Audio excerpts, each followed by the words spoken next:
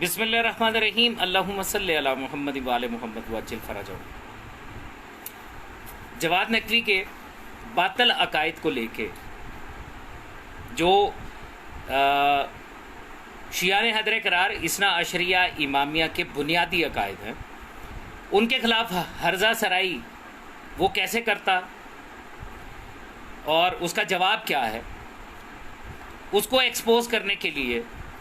Post mortem حصہ 2 کا یہ جز نمبر 2 ہے۔ اس میں بھی میں آپ کو ایک ویڈیو دکھاؤں گا اور اس ویڈیو کے بعد اس کا جو عقیدہ ہے وہ بیان کرنے کے بعد، جو اپنے منہ سے یہ بیان کرے گا وہ بیان کرنے کے بعد اس کا پوسٹ مارٹم کرتے ہیں۔ ٹھیک ہے جی، تو وقت ضائع نہ کرتے ہوئے چلیے آپ کو اس کا بیان سناتا ہوں کہ یہ کہہ کیا رہا ہے۔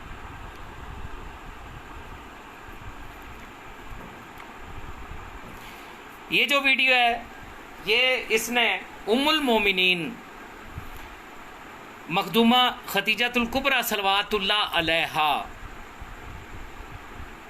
کے بارے میں ہے، بکواس کر کے لوگوں کو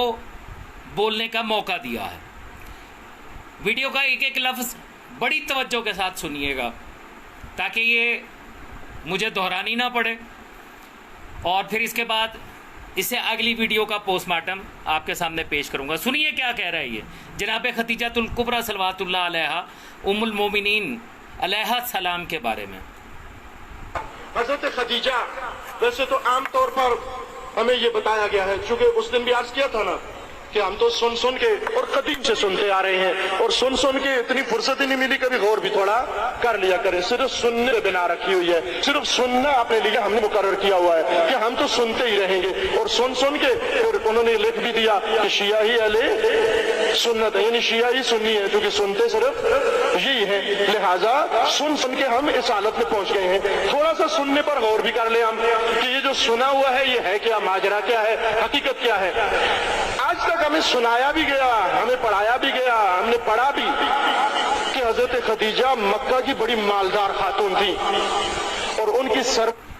یہ اعتراف کر رہا ہے کہ ہمیں سنایا بھی گیا، پڑھایا بھی گیا، یعنی ہماری کتابوں کے اندر جو لکھا ہوا ہے وہ وہی ہے جو ساری دنیا جانتی ہے۔ کمال کی بات یہ ہے کہ جناب خدیجۃ الکبریٰ صلوات اللہ علیہا ام المومنین علیہ السلام کو ملکۃ العرب کا لقب دیا گیا، ملکۃ المکہ نہیں، ملکۃ العرب، اور ان کا سامان تجارت سلطان مولا محمد مصطفیٰ صلی اللہ علیہ وآلہ وسلم خاتم النبیین لے کر گئے تھے۔ یہ شیعہ سنی تمام کتابوں کے اندر موجود ہے کہ وہ اتنی بڑی تاجر تھیں، یعنی ان کا اتنا کاروبار تھا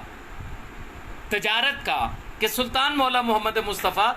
صلی اللہ علیہ وآلہ وسلم خاتم النبیین ان کا مال لے کر تجارت کے لیے گئے۔ لیکن یہ شخص کیا کہہ رہا ہے، بڑی توجہ کے ساتھ سنیے گا کہ ملکۃ العرب صلوات اللہ علیہا کے بارے میں اس کا عقیدہ کیا ہے۔ پھر ہر زبان زد عام و خاص ہیں کہ بڑے مالدار تھی حضرت، اور اسی مالی حیثیت کی وجہ سے پیغمبر اکرم کے ساتھ بھی ان کا رابطہ ہو گیا، چونکہ ان کا سامان تجارت حضرت لے کر گئے۔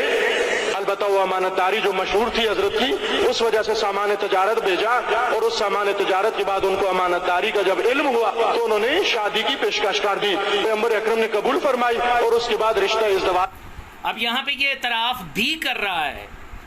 کہ نکاح کی درخواست من جانب ام المومنین مخدومہ خدیجۃ الکبریٰ صلوات اللہ علیہا کی طرف سے کی گئی تھی، نہ کہ سلطان مولا محمد مصطفیٰ صلی اللہ علیہ وآلہ وسلم خاتم النبیین نے خواہش کا اظہار کیا۔ یہ اقرار کر رہا ہے، مان رہا ہے، لیکن آگے کہے گا کیا، توجہ کیجیے گا۔ بتایا کیا جاتا ہے کہ مکہ کی بہت بڑی سرمایہ دار خاتون یہ پیغمبر اکرم کے حلقہ ازدواج میں آ گئی، یہ سنا ہوا ہے۔ اس سننے پر عرض کر رہا ہوں، تھوڑا غور بھی کیا کرو کہ جب یہ جملے کہتے ہو تھوڑا غور بھی کر لیا کرو کہ دوسرے کیا کہتے ہیں، خلق خدا کیا کہتی ہے اس بارے میں۔ اب یہ یہاں سے تکفیریوں کا عقیدہ بیان کرنا شروع کرے گا جو وہ سوال اٹھاتے ہیں، اور پھر ان کے دفاع میں آگے یہ کیا کہے گا اس پہ خاص توجہ رکھیے گا۔ چونکہ دوسروں نے اسلام کے بارے میں کچھ اظہارات بھی کیے ہیں، دوسرے جو ہماری طرح معتقد نہیں، ہماری طرح محبت و عقیدت نہیں رکھتے، ہماری طرح احترام نہیں رکھتے شاعر اسلامی کا، شخصیات اسلامی کا، بلکہ وہ درود پڑھیے محمد علیہ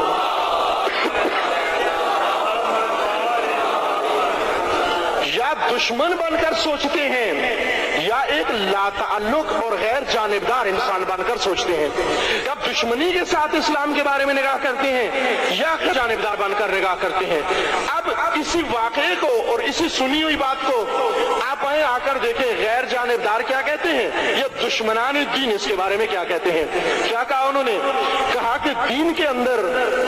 کوئی ایسی اپنی منطق، کوئی ایسی لاجک، کوئی ایسی قوت و طاقت نہیں تھی، بلکہ یہ دین پھیلا ہے دو طریقوں سے، صرف ایک زور سے ڈنڈے سے پھیلا ہے اور دوسرا مال و ثروت سے پھیلا ہے، یعنی دھمکی اور لالچ کا دین ہے۔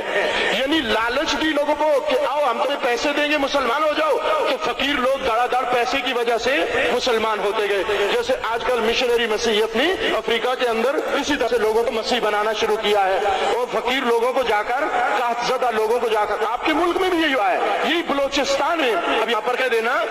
حرج نہیں ہے، میں آپ کی خدمت میں عرض کر دیتا ہوں کہ آپ نے تاریخ میں یہ واقعات کبھی نہیں سنے ہوں گے، جس پر ہم کبھی آنکھیں بند کر کے اور کان بند کر کے کبھی اتراتے بھی تھے، لیکن آج وہ اترانے کا موقع نہیں، میرے لیے افسوس کا کام آ گیا ہے۔ آپ کے بلوچستان کے اندر 25 گھرانے مسیحی ہو گئے، 25 گھرانے مسیحی ہو گئے ہیں۔ کیوں مسیحی ہو گئے؟ صرف اسی وجہ سے کہ مشنری لوگوں نے آ کر ان کے سامنے آ کر کہا کہ تم فقیر ہو، تمہارے پاس گھر نہیں ہے، تمہارے پاس نوکری نہیں ہے، تمہارے پاس ملازمت نہیں ہے، تو ہم تمہیں یہ سب کچھ دینے کے لیے تیار ہیں۔ اب وہ آئے، فقیر لوگوں کا فقر دور کیا، لیکن اس شرط کے ساتھ کہ تم مسیحی بن جاؤ۔ اب لوگوں کو اپنا پیٹ تو پالنا تھا، لوگوں کو اپنی حیثیت تو رکھنی تھی، لوگوں کو اپنا تن تو ڈھانپنا تھا، لہٰذا انہوں نے کہا کہ یہ مذہب جس نے ہمیں، اس نے ہمیں دیا ہی کیا ہے، یہ تو ہمیں فقر و فلاکت کے علاوہ کچھ بھی نہیں دے سکتا، لہٰذا کیا کرو، مسیحیت سے لے کر مسیحی بن جاؤ۔ تو 25 گھرانے اندر ریکارڈ بات ہے کہ اس وقت شیعہ بلوچستان کے اندر مسیحی بن گئے ہیں۔ اب انہوں نے یہ کہا کہ اسلام بھی اسی طرح سے پھیلا کہ انہوں نے بڑی توجہ رکھیے گا کہ مخدومہ ام المومنین جناب خدیجہ الکبریٰ صلوات اللہ علیہا کی شان گھٹانے کے لیے کیسے زمین ہموار کر رہا اور کیسے دلائل بنانے کی کوشش کر رہا۔ اندر فقیر لوگ تھے جن کے پاس کھانے کے لیے کچھ بھی نہیں تھا،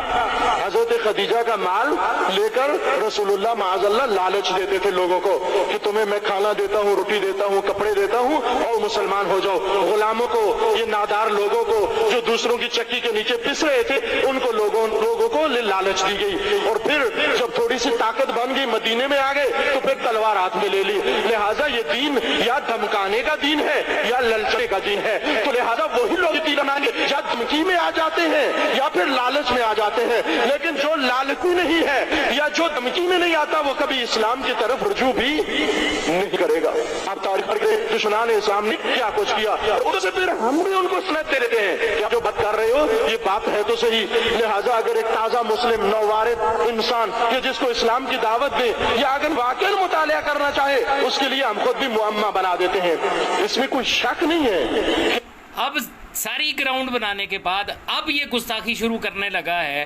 مخدومہ خدیجہ الکبریٰ صلوات اللہ علیہا ام المومنین کی شان میں، اور دیکھیے گا کیسے ان کو گھٹاتا ہے۔ ایک تو ان کو مخاطب کس طرح کرتا ہے، یعنی ام المومنین کو عورت کہہ کے مخاطب کرے گا معاذ اللہ، دوسرے نمبر پہ ان کو گھٹائے گا کتنا، بڑی توجہ کیجیے گا۔ حضرت خدیجہ مکہ کی مالدار عورت تھی، لیکن مکہ کی مالدار عورت مکہ کی ہی مالدار عورت ہے۔ یہاں پر ذرا توجہ کے ساتھ، مکہ کی مالدار عورت مکہ کی مالدار عورت ہے، نہ کراچی کی مالدار عورت، نہ اس وقت پوری دنیا کے حساب سے آپ دیکھیں جو آج مالداری کا تصور ہے۔ مکہ اس وقت شہر تھا، ایک چھوٹا سا گاؤں، ایک بہت ہی چھوٹا سا محدود سا گاؤں، اس گاؤں کے اندر کچھ تاجر رہتے تھے، معیشت کے اعتبار سے بات کر رہا ہوں نا، اعتقادات کے حوالے سے، تھے تو بت پرست، تھے تو سارے مشرک، لیکن ان مشرکوں میں چند طبقے، ان میں سے کچھ محدود گرانے یا محدود افراد وہ تجارت کیا کرتے تھے، اور تجارت میں اس وقت ہر وہ انسان جس کے پاس اپنے کھانے پینے کے لیے کچھ ہو، کسی کے ہاں مزدوری نہ کرتا ہو، اس کو مالدار کہا جاتا تھا، سمجھا جاتا تھا۔ سنا آپ نے؟ یہ کہہ رہا ہے کہ مکہ ایک تو چھوٹا سا گاؤں تھا، ٹھیک ہے، ملکۃ العرب کو تو اس نے تسلیم ہی نہیں کیا۔ پھر مکے کی اگر مالدار خاتون کہا ہے تو وہ ایک چھوٹا سا گاؤں تھا، اور وہاں پہ مالدار کا مطلب وہ ہوتا تھا جو کسی کے ہاں مزدوری نہیں کرتا، غلامی نہیں کرتا، بس وہ مالدار ہے۔ جو دوسروں کے ہاں کام کرنے پر مجبور ہوتا تھا وہ یا غلامی اختیار کرتا تھا یا دوسروں کے ہاں ملازمت کیا کرتا تھا۔ تو حضرت خدیجہ مکہ کی مالدار عورت تھی، لیکن مالیت کا وہ تصور جو مکہ کے اندر موجود تھا، نہ وہ تصور جو آج آپ کے ذہنوں میں موجود ہے کہ وہ ایک ملینئر عورت تھی، وہ ایک بلینئر عورت تھی، وہ ایک ایسی کروڑوں پتی یا کھربوں پتی عورت تھی کہ جن کی دولت کو دیکھ کر رسول اللہ نے ان کے ساتھ شادی کر لی۔ یہ وہ بہانہ ہے جو خود ہم بنا کر دوسروں کے ہاتھ میں دے دیتے۔ جی جناب، یقیناً آپ نے اس کی خرافات سن لی ہوں گی، اور یہاں پہ میں آپ سے سوال کروں گا، آپ شیعہ ہیں؟ شیعہ نے حیدر قرار اثنا عشریہ امامیہ، مخدومہ خدیجہ الکبریٰ صلوات اللہ علیہا ام المومنین کے بارے میں اہل سنت کی کتابوں میں بھی لکھا ہوا ہے کہ وہ ملکۃ العرب تھیں۔ اس نے جواز یہ بنایا کہ جو دوسرے ہیں غیر مسلم ہیں، جو اسلام دشمن ہیں، وہ کہتے ہیں کہ یا تلوار کے زور پہ اسلام پھیلا یا مال کے زور پہ اسلام پھیلا۔ یہ دلیل دی ہے اس نے، اور دلیل دینے کے بعد پھر اس نے یہ ساری کہانی نکال کے اور اینڈ پہ کہہ دیا کہ یہ تو مکے کے چھوٹے سے قصبے کی تھی جہاں پہ مالداری کا تصور یہ تھا کہ جو کسی کے گھر ملازمت نہیں کرتا یا غلامی نہیں کرتا وہ مالدار ہے۔ کیا یہ ام المومنین خدیجہ الکبریٰ صلوات اللہ علیہا کی بارگاہ میں گستاخی نہیں؟ یعنی وہ چیز جو مسلمات تشیع تو ہیں ہی، جس کو اہل سنت بھی ایکسیپٹ کرتے ہیں، یہ اس کا منکر ہے۔ آپ اسے شیعہ کہتے ہیں۔ یہ شیعہ مولوی نہیں ہے، یہ تو مسلمان بھی نہیں ہے، جیسے کہ میں نے اسے پچھلی ویڈیو میں شیخ صدوق کی کتاب الاعتقادات میں سے دکھایا کہ شیعہ مذہب کے مطابق جو عصمت انبیاء کا اور معصومین اور ملائکہ کا منکر ہے وہ کافر ہے، جو دائرہ اسلام سے خارج ہے، اور آپ اسے شیعہ مولوی قرار دے کے اور پھر ہمارے اوپر اس کی ویڈیوز دکھاتے ہیں۔ اور نہیں بھائی، یہ آپ لوگوں کی طرف سے یہ آیا ہوا، یہ آپ کا پلانٹیڈ ہے اور ہم جانتے ہیں، ٹھیک ہے۔ یہ ویڈیو یہیں ختم کر رہا ہوں، 2-3 منٹ کے بعد تیسری ویڈیو کے ساتھ آ رہا ہوں، انتظار کیجیے گا۔ یا علی مدد۔